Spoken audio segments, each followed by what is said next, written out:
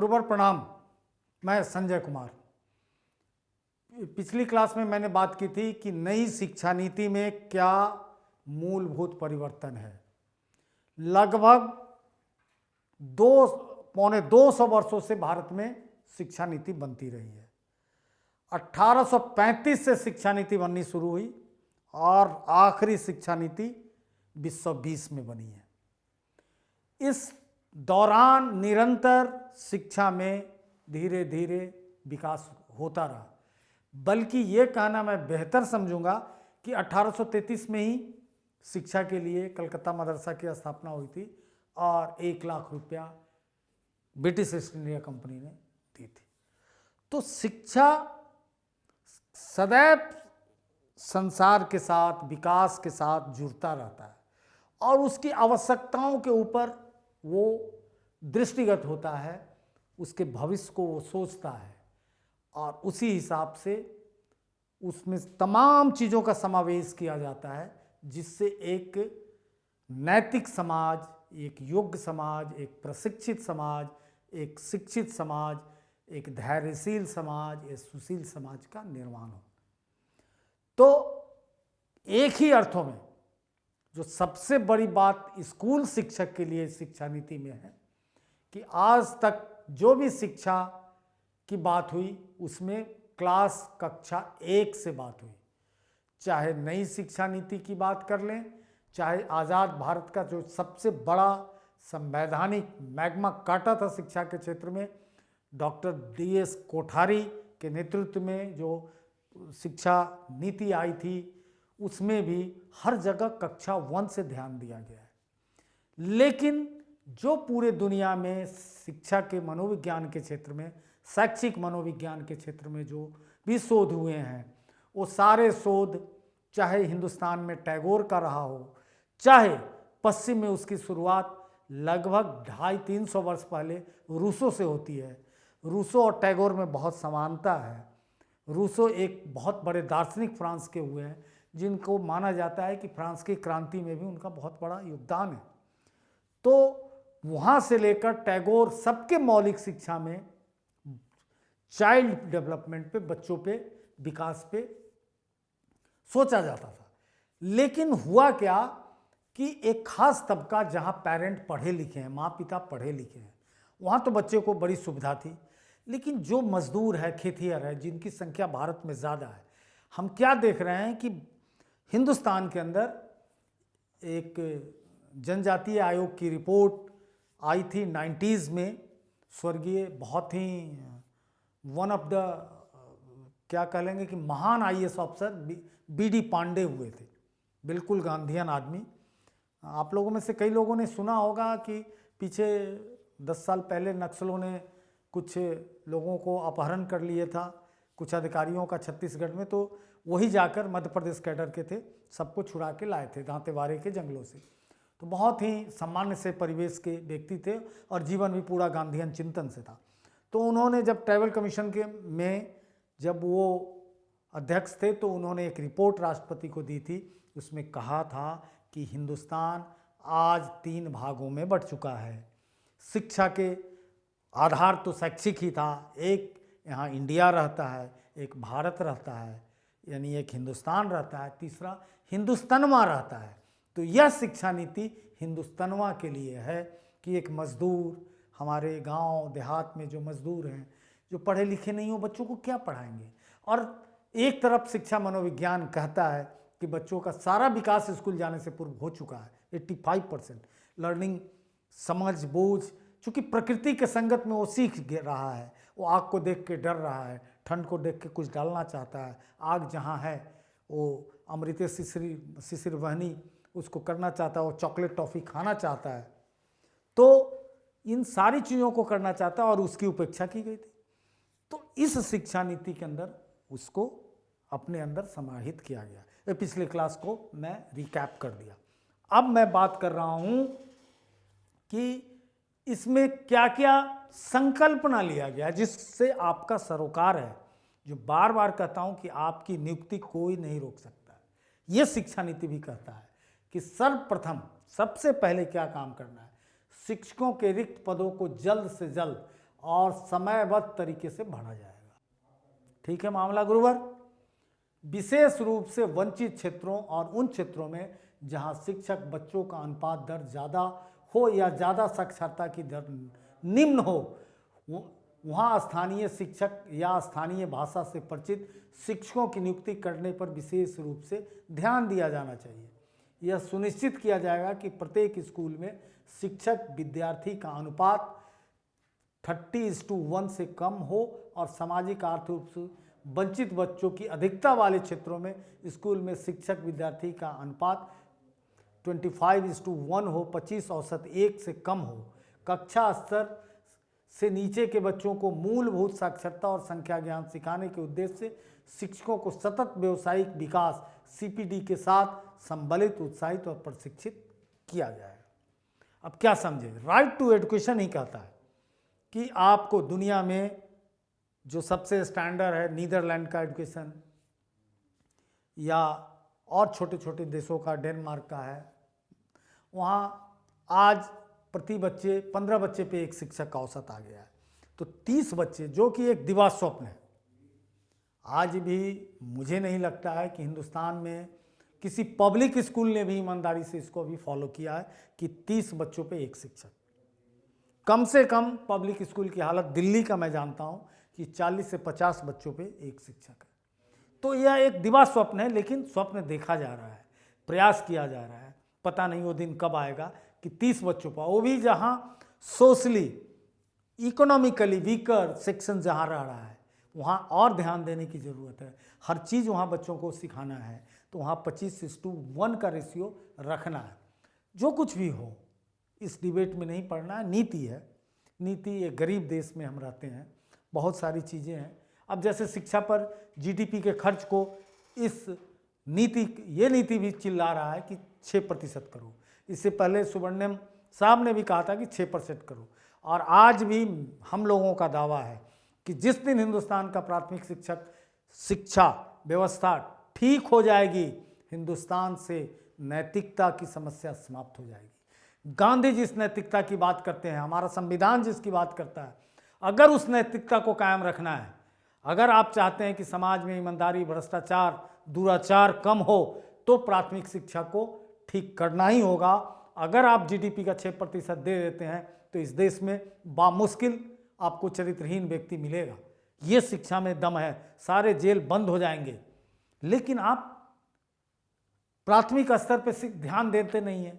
अब बच्चा पूरा वो बिगड़ चुका है और तब वो स्कूल में आता है, तो फिर उसको बहुत मुश्किल है।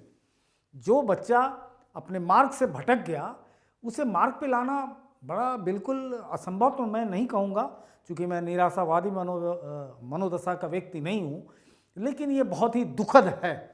इसलिए ये अगर होता है, नहीं भी होता, अगर 50 का भी औसत है, तो एक बहुत बड़ी वैकेंसी शिक्षा के क्षेत्र में आने जा रही है और आप लोगों का भविष्य उज्जवल है। पाठचर्या में, सिलेबस में बुनियादी साक्षरता और संख्या ज्ञान पर अतिरिक्त ध्यान जाएगा। यानी क्या है बुनियादी शिक्षा? ये टर्म जो है, ये बेसिक एजुकेशन जिसको अंग्रेजी में बोलते हैं, गांधी ने दिया था वर्धा कॉन्फ्रेंस में, जिसकी अध्यक्षता डॉक्टर जाकिर हुसैन, देश के पहले शिक्षा मंत्री की अध्यक्षता में हुई थी। तो गांधी ने बताया था, चूँकि गांधी जब साउथ अफ्रीका के, आपको जान के बड़ी हैरानी होगी, जब साउथ अफ्रीका के जेलों में थे तो बार बार सश्रम सज़ा मिलती थी और उन्होंने बहुत अच्छा जूता बनाते थे गांधी जी। जब गांधी जी की जीवनी पढ़ेंगे तो देखेंगे कि स्मर्ट्स, जिससे उनका बहुत ज़्यादा बगावत हुआ, जो बाद में गांधी के बहुत काम भी आए, जिसने चर्चिल को कहा था 1944 में, जब काहिरा में चर्चिल और वो स्मर्ट्स मिले थे, जब वो साउथ अफ्रीका के प्रधानमंत्री की हैसियत से थे, तो उन्होंने कहा था कि भाई गांधी को तुम सामान्य व्यक्ति समझने की भूल मत करना, क्योंकि चर्चिल बार बार उनको परेशान कर रहा था, भूखा नंगा फकीर चर्चिल ने ही कहा था। तो चर्चिल के उस अहंकार को स्मर्ट्स ने कहा था, जबकि स्मर्ट्स ने गांधी को बहुत परेशान किया, हर बार दगा दिया, समझौता करके गांधी की पर 2-2 बार जानलेवा हमला होता है साउथ अफ्रीका में। उस सब सारे में स्मर्ट्स की गलती है, लेकिन इतनी उस नैतिकता को समझता था। तो जब गांधी चलने लगे तो उन्होंने कहा ये जूता मैंने बनाया है और ये मैं आपको भेंट स्वरूप देना चाहता हूँ। तो गांधी के उस चप्पल नुमा जूता था, वो लिखता है अपने संस्मरण में कि वो इतना मुलायम और इतना सम्मान से मैं उसको पहनता था कि मैं भाव विभोर हो जाता था। तो गांधी देखे थे, हस्तकरघा खुद जानते थे, फिनिक्स फॉर्म में सारी तैयारी वो सब कुछ साउथ अफ्रीका के 22 वर्षों के दौरान ही कर लिए थे, या टॉलस्टॉय फॉर्म, वहाँ हर व्यक्ति कुछ ना कुछ बड़ेगिरी होता, हर आश्रम का व्यक्ति ही सब कुछ वहाँ बना देता था। तो बुनियादी शिक्षा जो गांधी की थी, और कहीं ना कहीं गांधी के दिमाग में बात थी जो अम्बेडकर से बराबर टकराहट हुई है गांधी की वर्ण व्यवस्था को लेकर। तो गांधी वर्ण व्यवस्था के रिजिडिटी को कभी भी स्वीकारते नहीं थे, उसमें शिथिलता चाहते थे, उसमें आवाजाही, मल्टीपुल एग्जिट और एंट्री चाहते थे कि कोई अगर ब्राह्मण है, अगर वो ब्राह्मण होके किसी मोटर मैकेनिक का काम कर रहा है तो वो मैकेनिक हो गया, उसकी जाति ब्राह्मण की नहीं है। फिर हो सकता है उसका बेटा डॉक्टर हो गया, वैद्य हो गया, प्रोफेसर हो गया, तो वो ब्राह्मण में जा सकता है। गांधी इस लेवल पे लाना चाहते थे, उसका माध्यम शिक्षा ही चाहते थे कि बच्चा जूता चप्पल भी बनाना सीखे, यानी चर्मकार भी बने, तो उससे वो चमार की भी डिग्निटी बढ़ जाएगी। किसी भी वो ब्राह्मण का बच्चा अगर जूता बनाता है तो वो उस समय काम करने के लिए वो कोबलर है, वो चमार है, लेकिन इसका ये मतलब नहीं है कि वो बेचारा अछूत हो गया। तो ये गांधी का सपना था, न कि इस पर बगावत और बहुत आक्रामक गांधी नहीं होते थे, सहजता चाहते थे, जो अभी तक वो सपना पूरा नहीं हो सका। और बहुत दुख है कि ये ऐसा होना भी हिंदुस्तान के लिए बहुत अहितकर है, और हिंदुस्तान की विश्व शक्ति बनने में अगर सबसे बड़ी बाधा है तो उसको आप नोट कर लें, जाति और धर्म है। तो इस बुनियादी साक्षरता के माध्यम से किताबी ज्ञान नहीं, गांधी के शब्द हैं, और साथ में अंक संख्या जो बहुत ज़रूरी है, गणित सबसे ज़रूरी है। One of the earliest subject गणित रहा है। हड़प्पा सभ्यता में भी हम देखते हैं कि गणित का प्रयोग हुआ है, एक ईंटा का एक साइज होना, बिल्कुल वही साइज जो आज है। आज तो डंडी मार देते हैं 10x5 और गहरा 3 इंच, 10 इंच लंबा, 5 इंच और 3 इंच, लेकिन आज क्या कटिंग मिलता है तो 8.25 inch, 9.25 inch, 4.5 inch, 2.5 inch, 2.25 inch डंडी मारता है। फर्मा जबकि वही है लेकिन काट लेता है। तो ये हड़प्पा सभ्यता के भी जो भी मोहनजोदड़ो और जहाँ भी ईंट लगे हुए हैं सॉरी गुरुवर, वो उस साइज के हैं। इसमें वैदिक काल में जो नीचे हवन करने के लिए कुंड बनाया जाता था, तय था कि हवन पाताल में होगा, आकाश में होगा या धरती पे होगा। आकाश में करना है तो 16 के गुणांक को लोग अच्छी तरह जानते थे, 16, 32, 48, जो आज भी 16 आना 1 रुपया के बराबर होता है। तो आकाश में अगर करना है तो थोड़ा हाइट दे दिया जाता था, बालू डालकर, सैंड डालकर और लक्कर से। धरती पे करना है तो चारों ओर से घेर के कर दिया जाता था। पाताल में अगर करना है तो तीर बना दिया जाता था, उसकी लंबाई चौड़ाई फिक्स थी। तो वो चीज़ें बताती हैं कि संख्या ज्ञान कितना जीवन में जरूरी है, आदान प्रदान के लिए, कौरी मेजरमेंट के लिए, सब के लिए। तो बार बार ये कह रहा है कि संख्या ज्ञान और बुनियादी साक्षरता पे अतिरिक्त ध्यान दिया जाएगा, और पूरे प्रारंभिक और माध्यमिक स्कूल पाठ चर्चा के दौरान एक मजबूत, सतत, रचनात्मक और अनुकूल मूल्यांकन प्रणाली के साथ विशेष रूप से प्रत्येक बच्चों का सीखने का ट्रैक किया जाएगा, और समानता पढ़ने, लिखने, बोलने, गिनने, अंकगणित और गणित चिंतन पर अधिक ध्यान केंद्रित किया जाएगा। यानी शिक्षा का जो सबसे बुचकू के शिक्षा में बाल्यों को, बच्चों को, बाल गोपाल को की शिक्षा का सबसे कठिन चीज़ क्या है? अगर ये वस्तुनिष्ठ प्रश्न बनता है तो सबसे कठिन लिखना है। बहुत मुश्किल, दुनिया का असंभव सा लगने वाला काम है। किसी बच्चों को देखिए कितना संघर्ष करता है वो, क ख ग घ। सबसे आसान क्या है? बोलना। कबूतर को देखते ही क से कबूतर बोल देता है, ख से खरगोश दिखा दीजिए बोल देगा, क से कंप्यूटर ही अब आजकल ज़्यादा बच्चे बोलेंगे कबूतर से ज़्यादा। लेकिन लिखना और सबसे कठिन, सबसे आसान बोलना है, सबसे कठिन लिखना है, और बीच बीच का पढ़ना है। तो ये चाहती है सरकार कि आजकल बराबर सर्वे आता है कि कक्षा 7, 8 के बच्चे हैं रीडिंग नहीं ले पाते हैं, नीदर वो हिंदी बोल पाते नो इंग्लिश बोल पाते। What's the reason behind it?